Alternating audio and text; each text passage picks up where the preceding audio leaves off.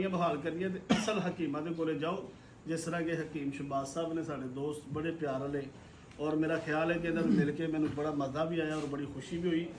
कित्थों चले ने होर भी दुनिया बड़ी सी चाहन वाली, बड़े लोगों ने हकीम साहब ने कहा कि तुसीं रात साढ़े कोल रुको, खाना साढ़े कोले खाओ, मगर जिहड़ा असल हकीम होएगा ना उसकी एक पहचान तुहानूं अज दस्सण लगे हैं।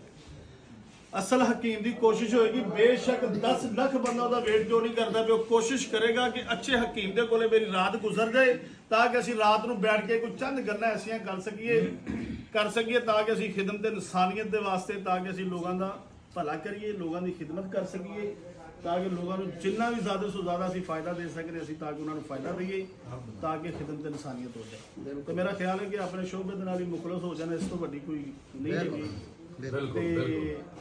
ਜਿਹੜੀਆਂ ਲੋਕਾਂ ਨੂੰ ਦਿਖਾ ਕੇ ਮਾਮਲਾ ਕਰਨੇ ਨੇ ਉਹਦੇ ਨਾਲ ਬਿਹਤਰ ਹੈ ਕਿ ਤੁਸੀਂ ਆਪਣੇ ਸ਼ੋਭੇ ਦੇ ਨਾਲ ਹੀ ਮੁਖਲਸ ਹੋ ਜਾਓ।